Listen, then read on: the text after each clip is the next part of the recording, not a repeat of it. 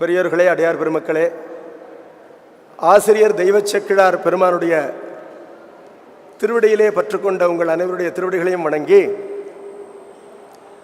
திருநாளை போவாராம் மறைமுனிவர் என்ற நாயனாருடைய அருமைப்பாட்டினையும் பெருமைப்பாட்டினையும் சிறிது நேரம் சிந்திப்போம். தெய்வச் செக்கிழார் பெருமானுடைய திருவாக்கிலே திருநாளை போவார் நாயனாருடைய புராணத்தின் இறுதியிலே அவரை அறிவிக்கும் பொழுது, அம்பலவாணரை தரிசிப்பதற்கு அவர் வருகின்றார் அக்னி பிரவேசம் ஆகி. அவ்வாறு வருகின்ற நிலையிலே செந்தீமேல் எழும்பொழுது செம்மலர் மேல் வந்தணைந்த அந்தணன் போல் தோன்றினார். சிவந்த தாமரை மலரிலே தோன்றிய நான்முகனைப் போல அந்த நெருப்பினிடையிலே இவர் தோன்றி வந்தார். வேணி முடி கொண்டு எழுந்து வந்தார். அவர் அம்பலவாணரை தரிசிக்க வரும்பொழுது தெய்வச் செக்கிழார் அவரை அறிமுகப்படுத்துகின்றார். வேதங்கள் எல்லாம் வெள்ளமாக நடராஜ பெருமானை சுற்றி ஓடிக்கொண்டிருக்கின்றன. அப்படிப்பட்ட தில்லை திருச்சிற்றம்பலம் அருமறை சூழ் திருமன்றில் ஆடுகின்ற கடல் வணங்க வருகின்றார். யார்? திருநாளை போவாராம் மறைமுனிவர் என்று சொன்னார். வடமொழியிலே வேதங்களுக்கு என்னென்ன பெயர் உண்டோ அந்த பெயர்களுக்கு இணையாக தமிழிலே பெயர் சொற்கள் உண்டு. வடமொழியிலே வேதம் என்பது தமிழிலே புலன் என்று சொல்லப்படும். அறிவு என்பது பொருள். வடமொழியிலே ஆம்நாயம் என்பது தமிழிலே வாய்மொழி என்று சொல்லப்படும். அடிக்கடி ஓதப்படுவது என்பது பொருள். வடமொழியிலே சந்தஸ் என்பது தமிழிலே மறை என்று சொல்லப்படும். ரகசிய அர்த்தம் கொண்டது என்பது பொருள். மறைமுனிவர் என்று சொன்னார். வேதத்திலே வல்ல வேதகாலத்து ரிஷியை போன்ற தோற்றம் கொண்டவர் என்பது மேலெழுந்த வாரியான பொருள். ஊறுகாய் என்ற வினைத்தொகையைப் போல மறைமுனிவர் என்பதை வினைத்தொகையாக கொண்டால், தான் பிறந்தது முதல் புன்புலால் யாக்கைக்குள் மறைந்து வாழ்ந்த முனிவர். தற்பொழுதுதான் மறைமுனிவர் என்பது இல்லை. அவர் பிறந்தது முதலே மறைமுனிவர் தான். அவருடைய பிறப்பினை சொல்லும் பொழுது அவருடைய தகுதிகளை கூறுகின்றார். பூமியிலே வந்தார். வருதல் என்றால் பிறத்தல். மெய்ப்பறிவு சிவன்கழற்கே விளைத்த உணர்வோடும் வந்தார். நமக்கெல்லாம் எத்தனையோ அட்ராக்ஷன்ஸ் உண்டு. நம்முடைய அஜெண்டால கடவுளும் ஒன்று. ஆனால் நந்தனார் என்ற திருப்பெயரோடு அவதரித்த அவர் இறைவனுடைய திருவடி பற்று மட்டும்தான் கொண்டிருந்தார். உண்மையான அன்பு என்பது பெருமாளிடம் மட்டும்தான் இருந்தது. மெய்ப்பறிவு சிவன் கழற்கே விளைத்த உணர்வோடும் வந்தார் என்றால் பிறந்தார். வருதல், அவதரித்தல். அவர் யார்? ஒப்பிலார். இன்னொருவரை அவருக்கு சமமாக நினைக்காதீர்கள். திருக்குறிப்பு தொண்டரை பற்றி சொல்லும்பொழுது அப்படிதான் சொல்லுவார். வண்ணார் என ஒன்னா உண்மையினார். அவர் வண்ணார் என்று பிறந்திருக்கலாம், ஆனால் அவரும் ஒரு வண்ணார் என்று நினைக்காதீர்கள். வண்ணார் என ஒன்னா பெருமையினார். ஒப்பில் அவருடைய இயற்பெயரே அருமையான பெயர். நந்தனார் என ஒருவர் உளரானார் என்றார். உளரானார் என்று சொன்னால் பெருமையோடு திகழ்கின்றார். இயற்பெயர் நந்தனார். நந்தன் என்ற வடமொழி சொல்லுக்கு எப்பொழுதும் ஆனந்தமாக சுகித்து இருப்பவன். இன்பமே எந்நாளும் துன்பமில்லை என்ற நிலைதான் ஆனந்தம். அவ்வாறே அவர் பிறந்தது முதல் இருந்தார். அவரை வடமொழி நந்தனாராக பிறந்த அவரை புராணம் தமிழ் நந்தனாராக காட்டுகின்றது. தமிழிலே நந்துதல் என்றால் தேய்ந்து அழிதல். சிற்றம்பலத்திலே பெருமானுடைய காட்சி நமக்கு இன்று கிட்டுமோ நாளை கிட்டுமோ என்று சிந்தனையிலே கவலையுற்று அழுங்கி நந்துகின்ற நந்தனாராக அவரை காட்டுகின்றார். ஆனால் அவர் எப்படி இருந்தார் அப்படின்னு கேட்டா,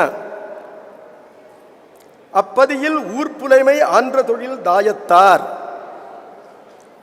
அந்த ஊரிலே புலையர்களுக்கு என்று எந்த ஒரு உரிமை தொழில் உண்டோ அந்த தொழிலிலே தலைமைப்பாடு கொண்டவராக இருந்தார். இவர் மூலம்தான் அந்த தொழில்களை அவர்கள் ஏற்றுக்கொள்ள வேண்டும் என்ற உரிமை அவருக்கு இருந்தது. தாயம் என்றால் உரிமை.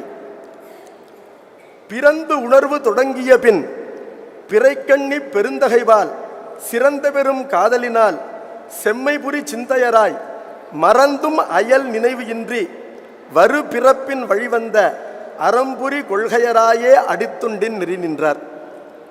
பூமியிலே பிறந்தது முதல் பெருமானிடத்திலே அன்பு கொண்டிருந்தார், மெய்ப்பறிவு கொண்டிருந்தார். அந்த காதல் அன்றாடம் அவர் வளர வளர சிறந்த காரணத்தினாலே அவரிடத்திலே சிந்தையிலே செம்மை வந்து குடிகொண்டது. செம்மை என்றால் என்ன? அப்பர் பெருமானை பற்றி சொல்லும் பொழுது திருநின்ற செம்மையே செம்மையா கொண்ட திருநாவுக்கரையன் என்று கூறுகிறார்கள். நாம் கடைப்பிடிக்க வேண்டிய செம்மை என்பது என்னென்ன? எல்லாம் சிவன் செயல் என்ற உணர்வே செம்மையாகும். நம்முடைய இச்சை என்பது ஒன்று இல்லை, நம்மை கொண்டு பெருமானுடைய இச்சைதான் நிகழ்கின்றது என்ற உணர்வுதான் செம்மை. பெருமான் விருப்பப்படியே எல்லாம் நிகழ்கின்றது என்ற அந்த செம்மை, அதாவது தெளிவு இருந்த காரணத்தினாலே அவர் எந்த பிறப்பு எடுத்தாரோ அந்த பிறப்பிலே எந்த விதமான முரணும் கொள்ளாமல் அந்த பிறப்பிற்குரிய அறத்தினை கடைப்பிடிப்பதிலே எந்த துன்பமும் அவருக்கு இல்லை. ஆகவே பெருமானை தவிர இன்னொரு நினைவு இல்லாமல், மறந்தும் என்றால் ஈவன் பை அன் ஆக்சிடென்ட், தவறி போய் கூட அர்த்தம். மறந்து எங்கேயும் நினைப்பது இல்லையா? மறந்து என்றால் வேறு எந்த வழியிலும் நினைவின்றி இருத்தல் இல்லாமல் வரு பிறப்பின் வழிவந்த அறம்புரி கொள்கையராய் பெருமான் அளித்த பிறப்பிற்கு உரிய தொண்டினை செய்தார். ஏனென்றால் இதனை இன்னொருவர் செய்ய முடியாது. அதை சொல்லும் பொழுது சிவாலயங்களுக்கு முழவு போன்ற அந்த வாத்தியங்களுக்கு போர்வை தோல் கொடுப்பார், விசிவார் கொடுப்பார், யாழுக்கும் வீணைக்கும் தந்திரிகள் கொடுப்பார், கோரோச்சனை அபிஷேகத்திற்கு கொடுப்பார். இது எல்லாமே பசுமாட்டினுடைய உடல் உறுப்புகள். ஒரு பசுமாடு உயிர் விட்டது என்று சொன்னால் அந்த உடம்பிலே இருக்கின்ற சூடு நீங்குவதற்கு முன்பாக அதனை அறுத்து அந்த பசுவினுடைய உடம்பிலே இருக்கின்ற பொருள்கள் இறைவனுக்கு என்னென்ன சேருமோ அவற்றை சேர்க்கின்ற தகுதியில் இருந்தார் இவர். இதனை ஆளுடைய பிள்ளையாரால் செய்ய முடியுமா? ஆளுடைய பிள்ளையாரும் செய்ய மாட்டார், அப்பர் பெருமானும் செய்ய மாட்டார். இதை எங்கள் திருநாளை போவார் தான் செய்ய முடியும் என்பதனால இதனை செய்வதற்கென்றே பெருமான் நம்மை படைத்திருக்கின்றான் என்ற செம்மை உணர்வு கொண்டவராக சந்தோஷமா இருந்தார். செம்மை புரி சிந்தையராய் வருபிறப்பின் வழிவந்த அறம்புரி கொள்கைகளாய் இருந்தார். அப்படி இருக்கும் பொழுது திருக்கோயில்களிலே சென்று வழிபட வேண்டும் என்ற எண்ணம் அவருக்கு இருக்காதா? நிச்சயமாக உண்டு. அந்த காலத்திலே திருக்கோயில்களுக்குள்ளே உள்ளே சென்று வழிபடுகின்ற வாய்ப்பு இல்லாத நிலையிலும் அதனால் அவர் சிறிதும் மனக்கவலையின்றி கோபுர வாசலுக்கு வெளியில வீதியில் இருந்தே பெருமானை வணங்கி இன்புற்றார். பெருமானை வணங்குவதற்கு கோயிலுக்குள்ளே போக முடியவில்லை என்ற எந்த கவலையும் அவருக்கு இருந்ததாக புராணம் காட்டவில்லை. அப்படி அவர் வடமொழி நந்தனராகவே இருந்தார். இந்த நடராஜா தான் அவரை தமிழ் நந்தனராக மாற்றினார். கோயில்களில் திருவாயில் புறம் நின்று மெய்விரவு பேரன்பு மிகுதியினால் ஆடுதலும் அவ்வியல்பில் பாடுதலுமாய் நிகழ்வார். திருப்புன்கூர் முதலிய கோயில்களுக்கு வாசல்ல வெளியில நிற்கிறார், தேரடியில் நிற்பாரு. திருப்புன்கூர்ல மட்டும் அந்த நந்தி பெருசா இருந்து ரிஷபம் பெருசா இருந்து பெருமானுடைய காட்சி கிடைக்கல என்பதனால வருந்தினார். உடனே பெருமான் அந்த போரேற்றை விளங்க அருள் செய்தருளினார். மற்ற கோயில்கள் எல்லாம் அந்த மூலஸ்தான லிங்கம் என்பது தேரடியில தான் நல்லா தெரியுது, சாமி தான் நல்லா தெரியுது. கிட்டக்க போனோம்னா எவ்வளவு கிட்டக்க போனோம்னு ஏதாவது ஒரு தகுதி இருக்கா? ஏதாவது ரூல் இருக்கா? பெருமானே வந்து சேருன்னு சொன்னா நம்மளால எத்தனை பேர் போய் சேருவோம் என்பதனால பெருமானை உள்ளத்திலே மெய்யன்பினாலே பெற்றிருப்பவர்கள் தொலைவிலிருந்து வழிபடுவதுதான் சிறப்பு என்பதை அறிந்து அவர் தேரடியிலிருந்தே வணங்கினார். பெருமானிடத்திலே அவர் இட்டு சென்றது எது அப்படின்னு கேட்டா அவருடைய மெய்விரவு பேரன்பும் அந்த பேரன்பு மிகுதியினாலே அவருக்கு ஏற்படுகின்ற மெய்ப்பாடும் இயல்பாக அவர் ஆடினார் பாடினார் என்ற அந்த நிகழ்ச்சிகள் பெருமானுடைய தரிசனத்தை அவருக்கு முழுமை செய்து கொடுத்தன. சரி, இப்பொழுது ஆடுதல் பாடுதல் அதை பற்றி ஒரு சில மணித்துறைகள் பார்ப்போம். ஓதுவார்கள்லாம் பாடுறாங்க. பாடுதல் என்பது பாதி கிணறு தாண்டுதல் ஆகும். ஆடுதல்னால்தான் இறைவனிடம் நாம் சென்று சேர்கின்றோம் என்பதை திருவாசகம் காட்டுகின்றது. சொல்றாரு குருநாதர், ஆடுகின்றிலை கூத்து உடையான்களுக்கு அன்பிலை. என் மனமே, நீ கூத்தாட மாட்டேன் என்கிறாய் என்பதனால உனக்கு பெருமானிடத்திலே உண்மை அன்பு இல்லை என்பதை உணர்கின்றேன். ஏன்? உண்மை அன்பர்கள் எல்லாரும் தம்மை அறியாமல் பெருமானை கண்ட அளவிலே ஆடியிருக்கின்றார்கள். பாட வேண்டு நான் போற்றி நின்னையே, பாடி நைந்து நைந்து உருகி நெக்கு நெக்கு ஆட வேண்டும் நான் போற்றி என்று கூறுகின்றார். ஆகவே பாடுதல் எவ்வளவு முக்கியமோ அந்த அளவிற்கு அதனை நிறைவு செய்வதாக ஆடுதலும் வேண்டும். நம்முடைய நந்தனாரோ பெருமானை தரிசித்த அளவிலேயே அந்த தொலைவு ஒரு காரணமாக இல்லை, அவர் அன்பு மிகுதியினாலே ஆடுதலும் பாடுதலும் செய்தார். இவற்றை எவ்வாறு செய்தார் என்று சொல்லும் பொழுது சேக்கிழார் பெருமான் கூறுகின்றார், இயல்பாக செய்தார். அவருடைய இயற்கையே அதுதான் என்பதை கூறினார். அது என்ன இயல்பாக செய்தல் அப்படின்னு கேட்டா, தேவாரம் பாடிய மூவரும் ஆடவில்லையா? பாடவில்லையா? ஆடினார்கள், பாடினார்கள். ஆனால் பெருமானுடைய தரிசனத்தினை கண்டு அந்த சுவை மிகுதியினால ஆறாமையினாலே அவர்கள் ஆடினார்கள், பாடினார்கள் என்று அவ்வவிடங்களிலே சேக்கிழார் பெருமானுக்கு காட்டுகின்றார். ஒரு சில எடுத்துக்காட்டுகள் மட்டும் பார்ப்போம். நம்பி ஆரூரர் 2 கண்களும் இல்லாமல் வருகின்றார் கச்சி ஏகமத்திற்கு. பெருமான் ஒரு கண் தருகின்றான். அந்த கண்ணை கொண்டு பெருமாட்டி தழுவ குழைந்த கோலத்தை காண்கின்றார். பெருமாட்டியினுடைய வளைத்தெழும்பையோ முளைத்தெழும்பையோ பெருமான் ஏற்றுக்கொண்டு காட்டுகின்றான். இதை யாருக்கு காட்டுவார்கள்? தோழனுக்கு தானே காட்டுவார்கள் என்பதனால தம்பிரான் தோழருக்கு பெருமான் காட்டினான். காட்டிய உடனே அதை கண்டு இவர் ஆடி பாடினார் என்று பார்க்கின்றோம்.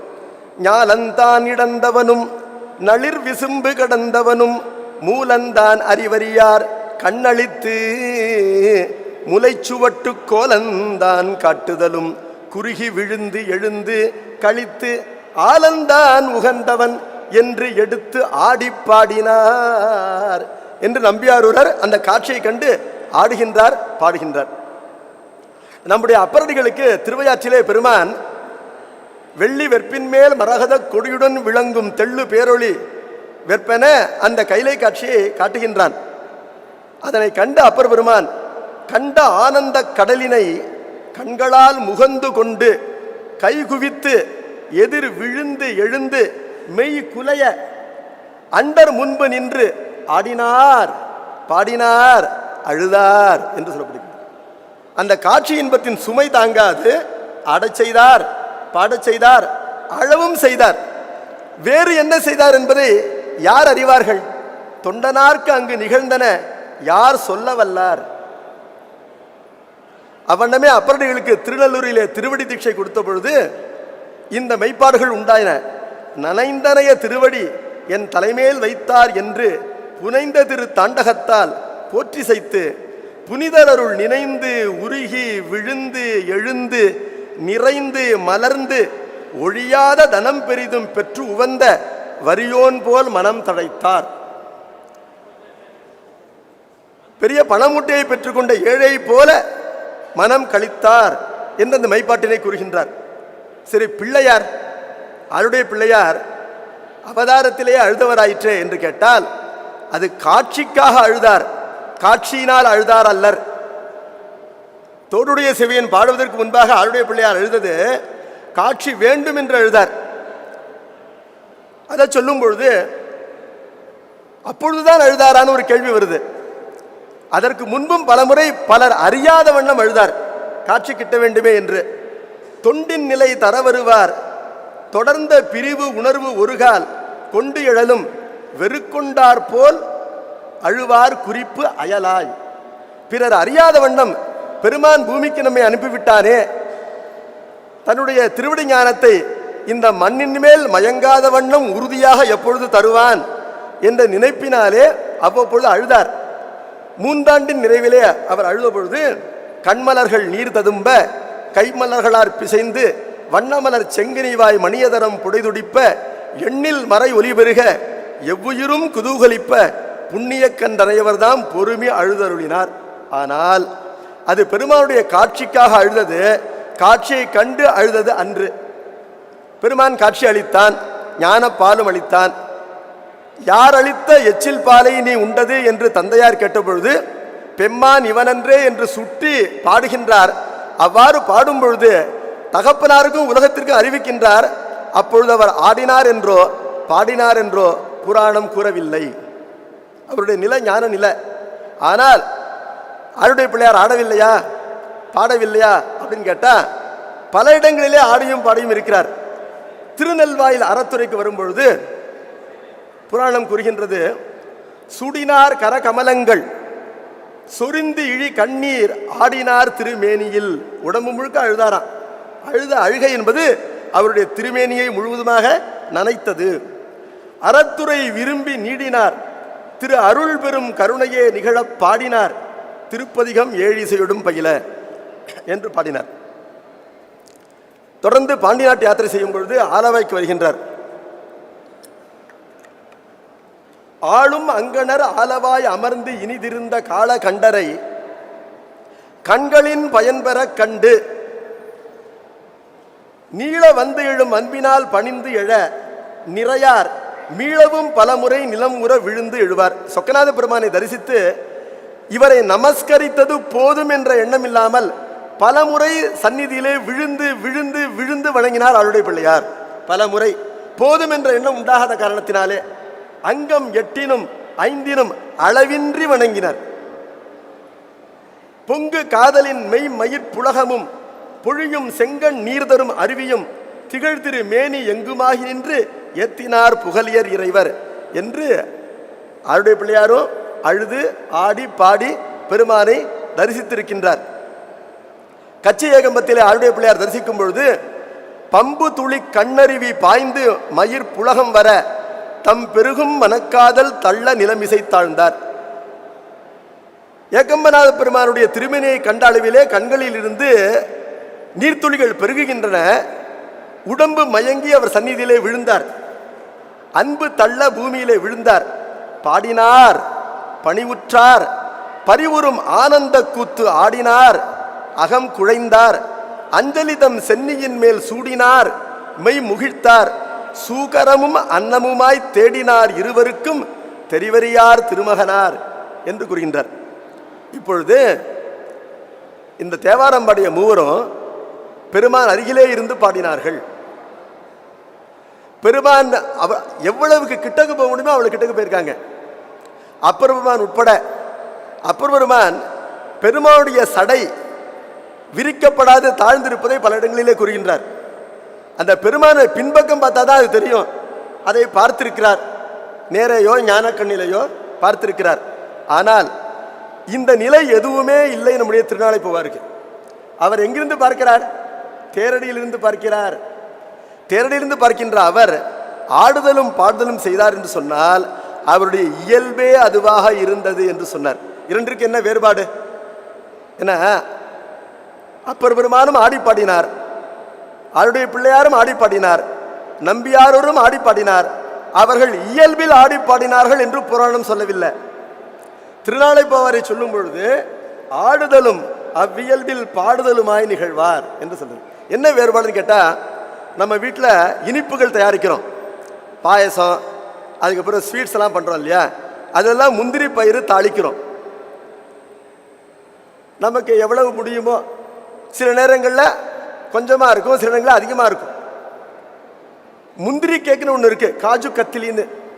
அதில் முந்திரி பயிறு தாளித்தது தெரியாது, முந்திரி பருப்பையே ஊற வச்சு அரைச்சு பண்ணினது. அதை செரித்து கொள்வதற்கு சிரமம். இப்பொழுது முந்திரி பயிறு தாளித்ததை போன்ற நிலை ஏனையோர் பெருமான் அருகிலே அந்த ஆனந்த காட்சியை கண்டு காட்சியின் சுமை தாங்காது ஆடியதும் பாடியதும். ஆனால் எங்கள் திருநாளை போவார் முந்திரி கேக்கு, முந்திரி பருப்பு வெளியில தெரியாது, முந்திரியே ஊற வச்சு அரைச்ச கேக்கு இது. இது எப்படின்னா, இவர் இயல்பே பெருமானை நினைந்த அளவிலேயே ஆடுதலும் பாடுதலுமாய் நிகழ்தல் என்பதனால அவருக்கு நந்தனார் என்ற பெயர் பொருத்தமாக அமைந்திருந்தது.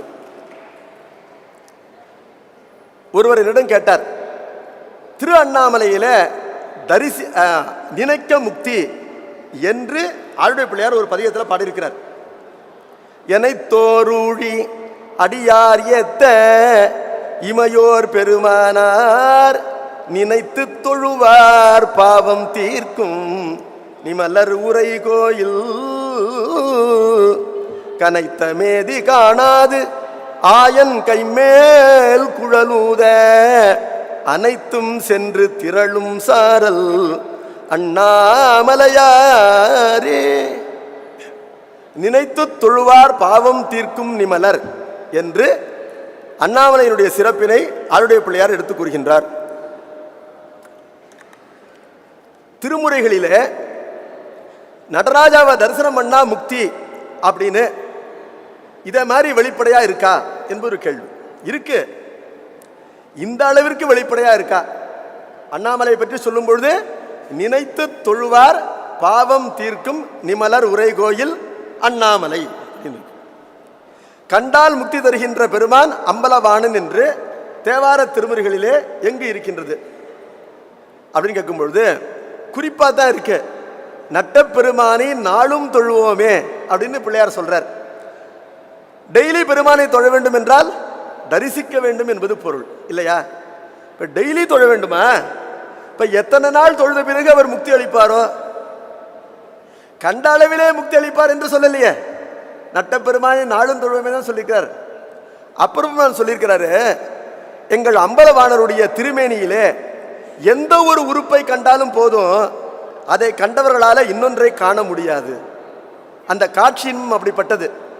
பொருவிடை ஒன்றுடை புண்ணிய மூர்த்தி புலியதழல் உருவுடை அம்மலை மங்கை மணாளல் உலகுக்கெல்லாம் திருவுடை அந்தணர் வாழ்கின்ற தில்லை சிற்றம்பலவல் திருவடியை கண்ட கண்கொண்டு மற்றினி காண்பதென்னே. பெருமானுடைய தூக்கிய திருவடியை பார்த்த கண்ணை கொண்டு வேற எதை பார்க்க தோன்றும்? வேற எதையும் பார்க்க தோன்றாதுதான். சரி, திருவடியை தான் பார்க்க வேண்டுமா? ஏன்னா பல பேர் சொல்லுவாங்க திருவடியை பார்த்தால்தான் மோட்சம், திருவடி தான் மோட்சம் தருது அப்படின்னு கேட்டா, அப்பர் பெருமான் முக்தியை வேண்டிய இந்த பதிகத்தை பாடல. என்ன காரணம்னா, இந்த சாமியை பார்த்த பிறகு அவர் என்ன சொல்றாரு? ரெண்டு எண்ணங்கள். இந்த சாமியை பார்த்த கண்ணால இன்னொன்றை பார்க்க விரும்பவில்லை, இன்னொன்று இந்த பிறவி நீடிக்க வேண்டும், அல்பாயுசில் செத்துறக்கூடாது. தகுதி இல்லாமலே பெருமான் காட்சி இன்பத்தை தருகின்றான். அந்த காட்சி இன்பத்தை பெறுகின்ற தகுதியை பெறுகின்ற வரையிலும் வாழ வேண்டும் என்பதனால இன்னும் பாலிக்குமோ இப்பிறவியே. அன்றாட அம்பலவாணரை வந்து தரிசித்துக் கொண்டிருப்பேன். என்றோ ஒரு நாள் உண்மையான அன்பு ஏற்படும். அந்த அன்பு ஏற்படுவதற்கு முன்பாக அல்பாயுசில் செத்துறக்கூடாது. அதனால சம்பளம் வாங்கிட்டே இருக்கோம், உழைக்கலன்னா என்ன பிரயோஜனம்? காட்சி பெற்றுக்கொண்டே இருக்கிறோம், அன்பு விளைவில்லை என்றால் என்ன பயன்? அன்பினால் தான் முக்தி என்பதனால அந்த அன்பினை பெறுகின்ற வரையிலும் பிறவி பாலிக்க வேண்டும். இன்னும் பாலிக்குமோ இப்பிறவியே. யாரோ ஒருத்தர் ஞாபகப்படுத்தினாங்க, இந்த பெருமானை தரிசனம் பண்ணா அடுத்த பிறவி இல்லைன்னு சொல்றாங்க. ஐயா அப்படியா? இந்த பெருமானிடத்தில் எதை கேட்டாலும் கிடைக்குமா? கிடைக்கும். அப்படி என்றால் இந்த பெருமானிடத்தில் இன்னொரு பிறவியை கேட்டுக்கொள்கின்றேன். பெருமானுக்கு இயல்பு பிறவி அறுத்தல், ஆனால் எனக்கு இயல்பு பிறவி வேண்டுதல். மனித பிறவியும் வேண்டுவதே இந்த மாநிலத்தை. கூத்த பெருமானை தரிசிக்கும் பொழுது கேட்காம இருந்துடக்கூடாது பிறவிய. என்ன காரணம் தான், இவன் ஒன்றும் கேட்கலன்னு முக்தியை கொடுத்துருவார். மீண்டும் இந்த பெருமானை வழிபட வேண்டும் என்பதற்காக வேண்டுவதே என்றால் ஞாபகமாக கேட்கத்தக்கது என்பது பொருள். மனித பிறவியும் வேண்டத்தக்கது என்று சொன்னார். இப்படிலாம் சொல்றார். திருவடியை பார்த்தால் தான் மோட்சமா? மோட்சம் என்ற எண்ணத்தையே கைவிட்டுடு.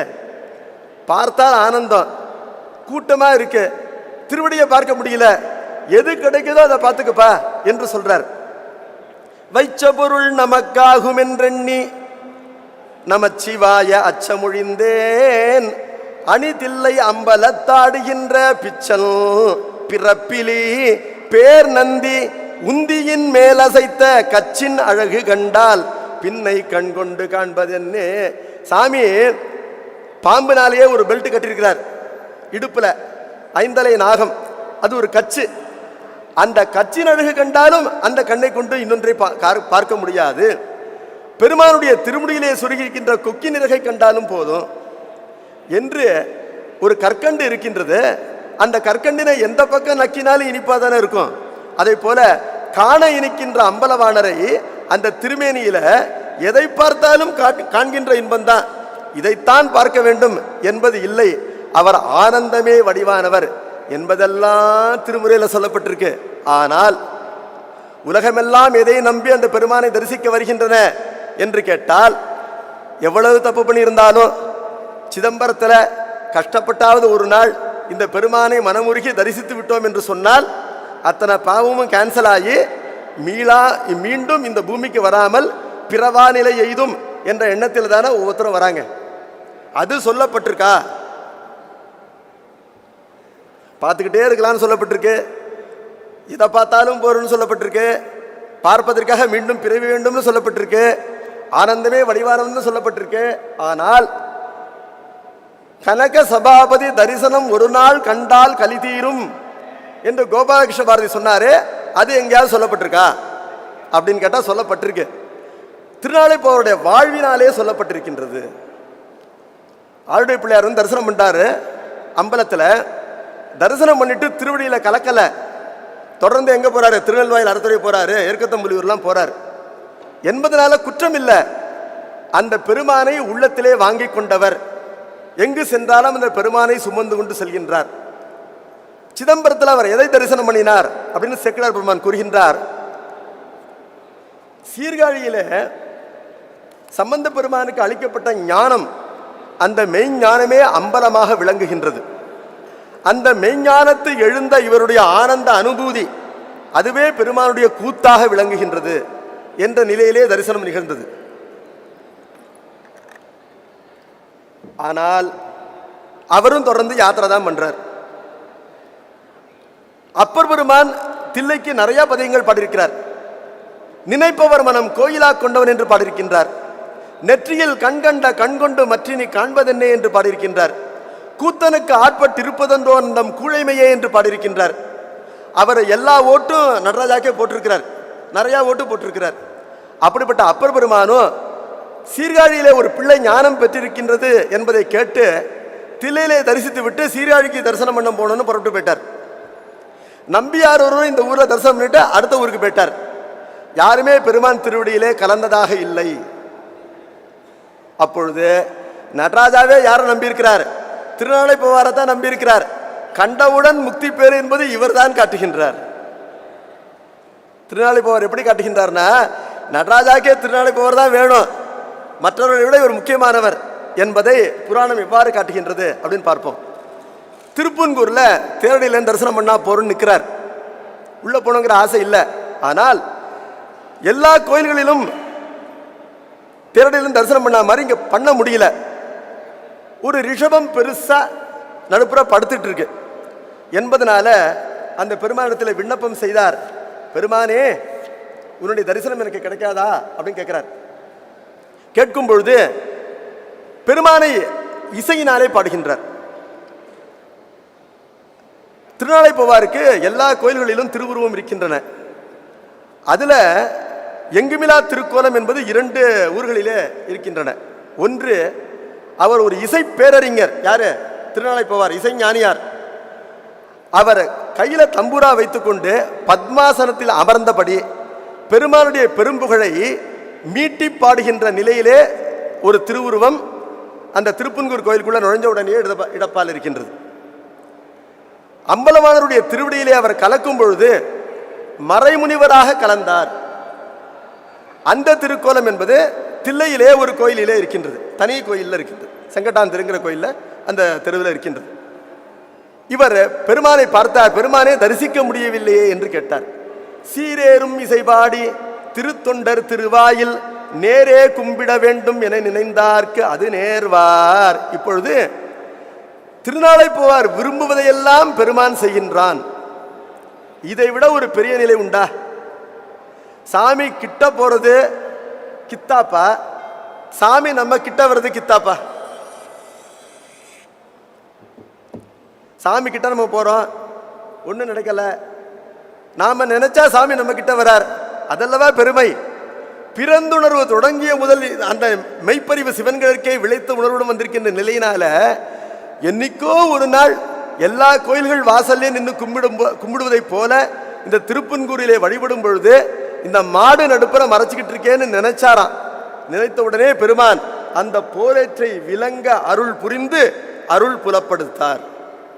எப்பொழுதும் உனக்கு என்னுடைய அருள் உண்டு என்பதை எவ்வாறு பெருமான் வெளிப்படுத்தினான் என்று சொன்னால் அந்த போரேற்றை விளங்க அருள் செய்தான் என்று பார்க்கின்றார். உடனே அவருக்கு அது போரும் திருப்தியாயிடுத்து. ஒரு மண்வெட்டிய தோல்ல போட்டுக்கிட்டு கோயிலை சுத்தி வரார். சுத்தி வரும்பொழுது கோயில் பின்புறம் ஒரு பக்கம் பள்ளமா இருந்தது. இந்த பள்ளத்தை ஒரு குளமாக ஆக்கினால் பெருமானுக்கு ஒரு தொண்டாக ஆகுமே என்று சொல்லி சுவலோடு வாரலைய போவார் பின்பு ஒரு சூழல் அவளோடும் அடுத்தது கண்டு ஆதரித்து குளம் தொட்டார். இப்போ ஒண்டியா குளம் தொடும் பொழுது சிரமமா இருக்கு. அந்த பள்ளத்தை பெரிய குளமா இருந்தது. இன்னைக்கும் போய் பார்க்கலாம். அந்த மேற்பால் இருக்கிற குளம் பெரிய குளம். இவர் எப்படி சாதிச்சார்னு பார்க்கும் பொழுது மன உறுதி. அந்த ஊர்ல இருக்கிற பிள்ளையார் உதவி செய்தார் அப்படின்னு ஒரு செய்தி இருக்கு. ஒரு பெரிய தொப்பையோட ஒரு பிள்ளை ஐயா நானும் உங்க கூட சேர்ந்து இந்த குளத்தை வெட்டுறேன்னு சொல்லும் போது இவர் அதை இயல்பாக எடுத்துக்கொண்டார். இப்படி பெருசா இருக்கிற தொப்பை பிள்ளை உதவி செய்தா இந்த குளத்தை நம்மள வெட்ட முடியும்னு நினைக்கல. அவர் அந்த பிள்ளையை பார்த்தோன்னே சரி நீனும் சேர்ந்து வெட்டு அப்படின்னார். அதை குறிப்பினால் உணர்த்துகின்றது புராணம். இறைவனுடைய திருவருள் துணை இல்லாமல் இப்படிப்பட்ட ஒரு பெரிய குளத்தை சிறிய பொழுதில ஒரு ஆளினாலே வெட்ட முடியாது. அதை வெட்டி முடித்த உடனே ஆனந்தம். இவர் இயல்பே ஆடுதல் தான் என்பதனால ஆடிக்கொண்டே பெருமானுடைய பிரதட்சணத்தை முடித்து கொண்டு தன்னுடைய ஊருக்கு திரும்பினார் என்று கூறுகின்றார். வடங்கொண்ட பொன் இதழி மணிமுடியார் திருவருளால் தடங்கொண்ட குளத்து அளவு சமைத்ததற்பின் தம் பெருமான் இடம் கொண்ட கோயில் புறம் வலங்கொண்டு பணிந்தெழுந்து நடம் கொண்டு விடை கொண்டு தம்பதியில் நன்னினார். ஆடிக்கொண்டே பெருமானிடத்தில் விடை பெற்றுக் கொண்டு ஆதனூருக்கு சேர்ந்தார். அப்படி இருக்கின்ற நிலையில இதுவரையிலும் அவர் வடமொழி நந்தனாரா இருந்தார். இன்பமே என்னாலும் துன்பம் இல்லை என்பது வடமொழி நந்தனாருடைய இயல்பு. பெருமான் என்ன செய்தான்? தில்லையிலே நீ என்னை தரிசிக்க வேண்டும் என்ற எண்ணத்தினை அவருக்கு அன்றாடம் கொடுக்க தொடங்கினான். தேரடியிலிருந்து பார்த்தா தில்லையில அம்பலவாணரை தரிசிக்க முடியாது. அந்த தேரடியிலிருந்து பார்த்தா என்ன தெரியும்? ஒன்றும் தெரியாது. சாமியே வெளில வந்தால் தான் தெரியும். கோயிலுக்குள்ளே போகணும், 21 படி இறங்கணும், பேரம்பலத்தை தாண்டணும், சிற்றம்பலத்துக்கிட்ட வரணும், கூட்டத்தில் எட்டி எட்டி பார்த்தா தான் அம்பலவாணரை பார்க்கணும். தேரடியிலிருந்து பார்க்கின்ற கோயில் அன்று. ஆனால் அந்த கோயிலிலே பெருமானை தரிசிக்க வேண்டும் என்ற எண்ணம் இவருக்கு இறைவன் செயலால் உண்டாயிற்று. அந்த எண்ணத்தை இவர் உண்டாக்கி கொள்ளவில்லை, பெருமானே அளித்தான் என்பதை கூறுகின்றார். அந்த எண்ணம் தானாக உண்டாகின்றது. மிக்கெழுந்த சித்தமுடும் திருத்தில்லை திருமன்று சென்றிறைஞ்ச உய்த்த பெரும் காதல் உணர்வு ஒழியாது உதிக்கின்றது, இடைவிடாது உதிக்கின்றது.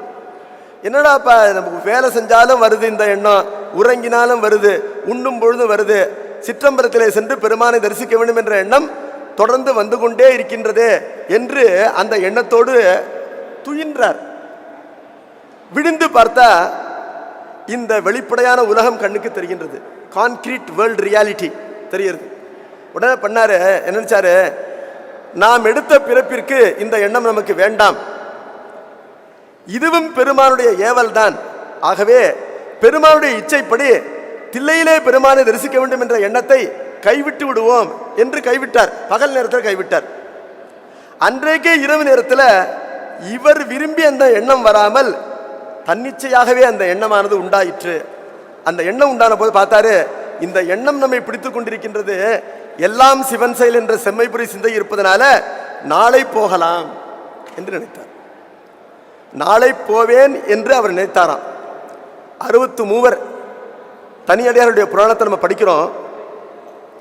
ஒவ்வொரு புராணத்திலையும் ஒவ்வொரு உருக்கம் இருக்கும். அரிய பெரிய செயல்களை அந்த அடியார்கள் செய்யும் பொழுது நம்முடைய உள்ளமானது உருகுகின்றது அந்த புராணத்தை கேட்கும் பொழுது. ஆனால் எந்த புராணத்தினுடைய தலைப்பையும் பார்த்து யாரும் உருகுவதில்லை. திருஞான சம்பந்த மூர்த்திகள் புராணம்னு தலைப்பிட்டு தானே போட்டிருக்காங்க. திருநாவுக்கரசர் புராணம் தலைப்பில் தானே வருது. தலைப்பை கண்டு உருகுவதில்லை. அடியார் பெருமக்களிலே மூவருக்கு மட்டும்தான் புராணம் அவரவர் பெயரிலேயே தொடங்குகின்றது. திருநாவுக்கரசருடைய பெயரிலேயே புராணத்தை தொடங்குகின்றார். திருநாவுக்கு அரசவளர் திருத்தொண்டின் நெறிவாழ என்று. தண்டியடிகள் திருவாரூர் பிறக்கும் பெருமை தவமுடையார் என்று தண்டியடிகள் சொன்னார்.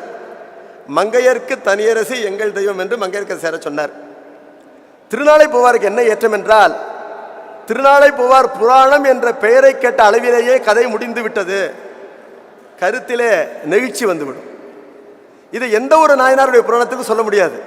திருநாளை போவார் என்று சொன்னாலே நாளை போவேன் நாளை போவேன் என்று நெஞ்சு இடிந்து உருகி அந்த பெருமானுடைய அருளினாலே நாளை சென்று அவரை கண்டவர் என்று தலைப்பிலேயே அவருடைய பெருமையானது விளங்குகின்றது.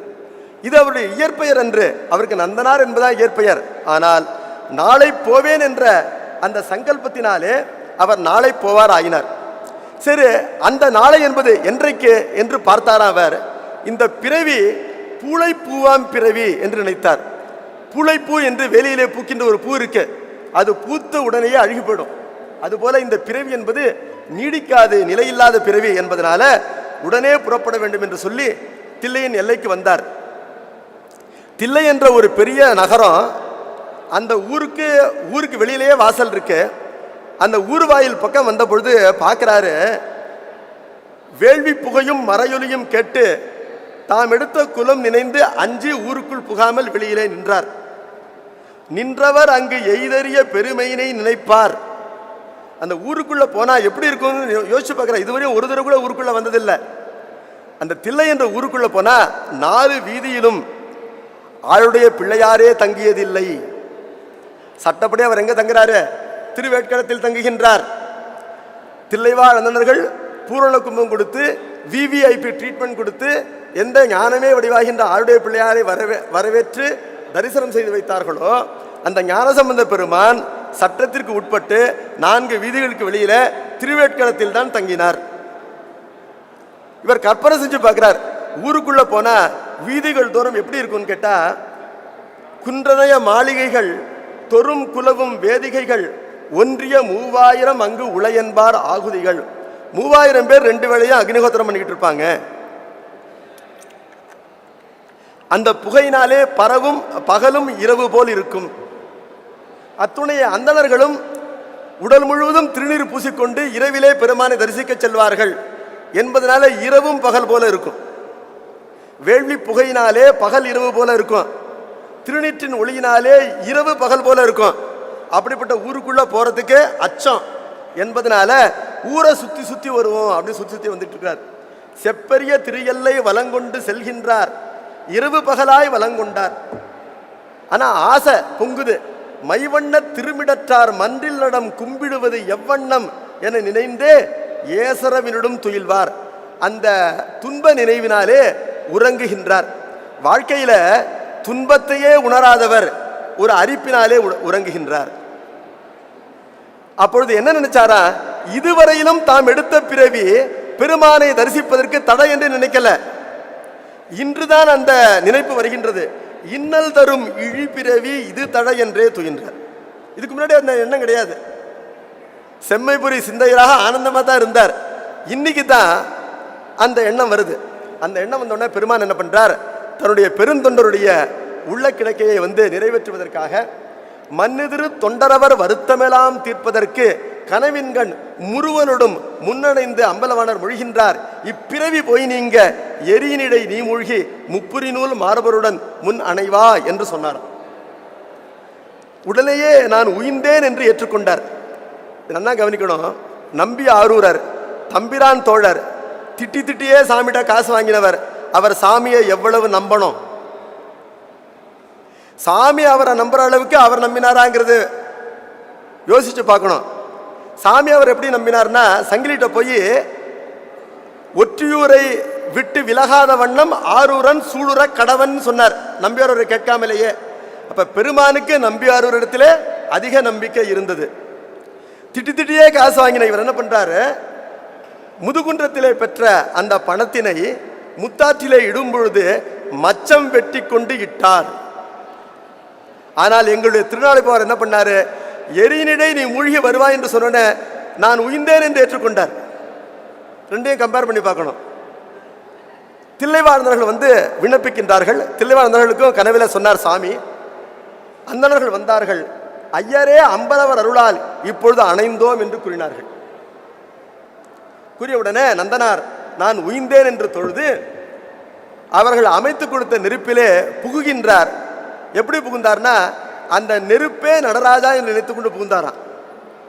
அந்த நெருப்பு வேறு இல்லை, அம்பலவாணர் வேறு இல்லை என்று சொல்லி புகுந்தார்.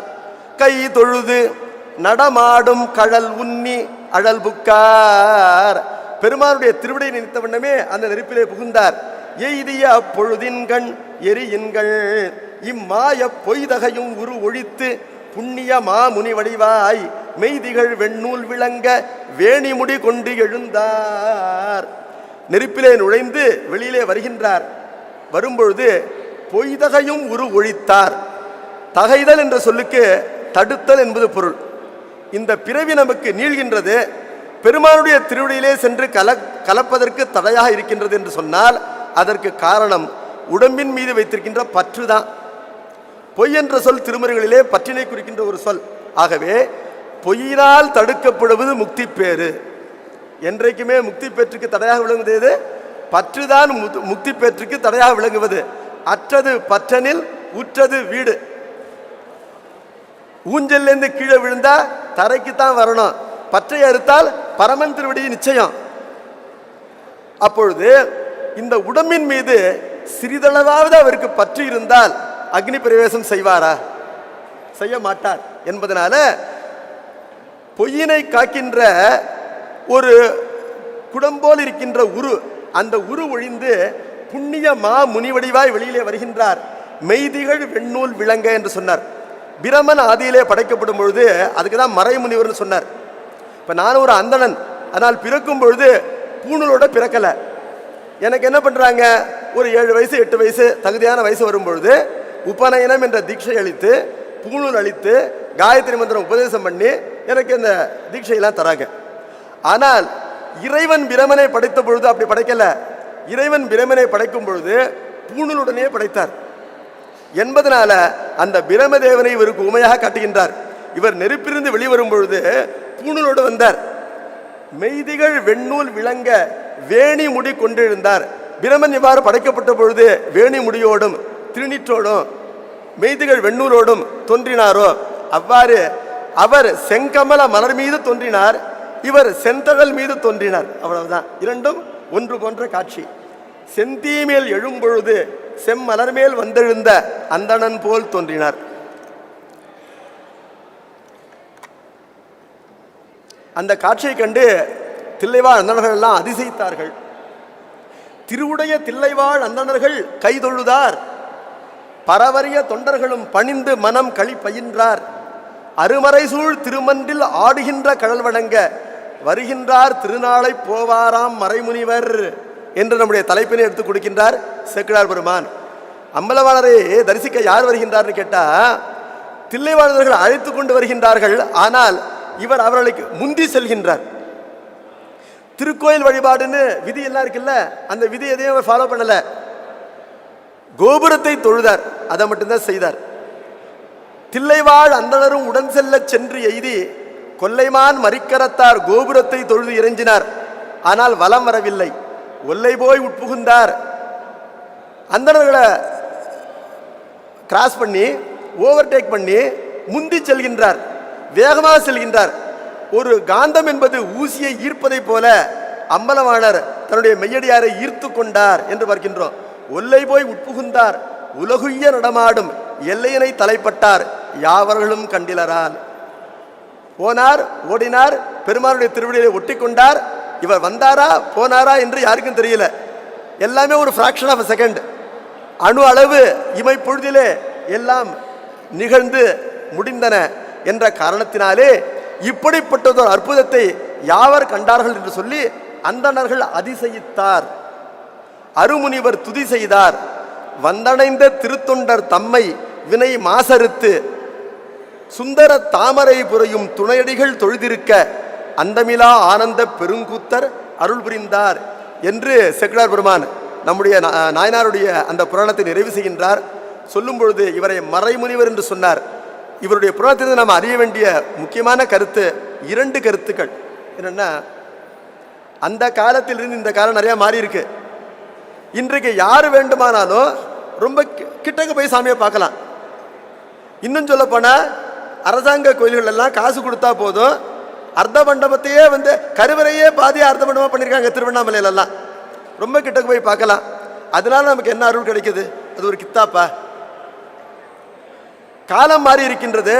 இன்றைக்கு யாரும் கோயிலுக்குள்ள போகக்கூடாது என்று யாரும் தடுக்க போவதில்லை. ஆனால் பெருமானுக்கு அருகில் செல்ல விடாத வண்ணம் நம்மை தடுக்கின்ற எத்தனையோ நம்மிடமே உள்ளன. அதை நம்ம பொருட்படுத்தணும். பிறவியினால் பெருமானிடத்திலே செல்கின்ற தடை என்பது இன்று இல்லை என்று சொன்னாலும் கூட பெருமானிடத்திலே செல்லக்கூடிய தகுதி நமக்கு இருக்கா? என்ன காரணம்னா, நாம் அனைவருமே புன்புலால் உடம்பையே பேணுகின்றோம். புலையன் என்பது சாத்திரப்படி யாருன்னா, புன்புலால் உடம்பை தான் என்று பேணுபவனே புலையன். அந்த நிலை மாறுகின்ற வரையிலும் பெருமானத்துக்கு அருகிலே சென்று தரிசிக்கின்ற அந்த தகுதி என்பது யாருக்கும் இல்லை என்பதனால பெருமான் நம்ம எந்த இடத்திலே வைத்திருந்தாலும் அந்த இடத்திலே திருநாளை போவார போல செம்மைபுரி சிந்தையராக இன்புற்று இருக்கின்ற அந்த 2வது நிலைப்பாட்டை நம்ம கைக்கொள்ள வேண்டும். இக்கரைக்கு அக்கறை பச்சை என்பதை போல இயங்கக்கூடாது. அதற்கு மீறி ஒரு ஏக்கம் வரும் என்றால் அந்த ஏக்கமும் பெருமானே அளிக்கின்ற ஏக்கமாக இருக்க வேண்டும். நம்முடைய அறியாமையினாலே நாம் தேவையில்லாமல் இயங்கக்கூடாது. பெருமானே ஒரு பசியை கொடுத்தால் அதற்கு பெருமானே சோறு போடுவான். பசி இல்லாமல் பசி இருப்பதை போல சோற்றினை உண்ணக்கூடாது என்பதெல்லாம் திருநாளை போர் நமக்கு காட்டுகின்றார். வேதத்தினுடைய உட்பொருளை அவருடைய வாழ்க்கையானது நமக்கு காட்டுகின்றது. இன்றைக்கும் நடராஜ பெருமானை தரிசித்த அளவிலேயே முக்தி உண்டு என்று நடராஜ பெருமானுக்கு வக்காலத்து வாங்குகின்ற ஒரே அடியார் திருநாளை போவார் தான். தேவாரம்படைய மூவர் கூட அந்த பெருமானை தரிசித்துக் கொண்டு தத்தம் தொழிலையே செய்திருக்கின்றார்கள். எங்கள் திருநாளை போவார் மட்டும்தான் இன்றே போவாராக ஆனார் என்ற அளவிலே வாய்ப்பளித்த உங்கள் அனைவருக்கும் நன்றி கூறி அமைகின்றேன். நம பார்வதி பதையே ஹரஹர மகாதேவா. சித் சபேஷா சிவசிதம்பரம். திருச்சிற்றம்பலம்.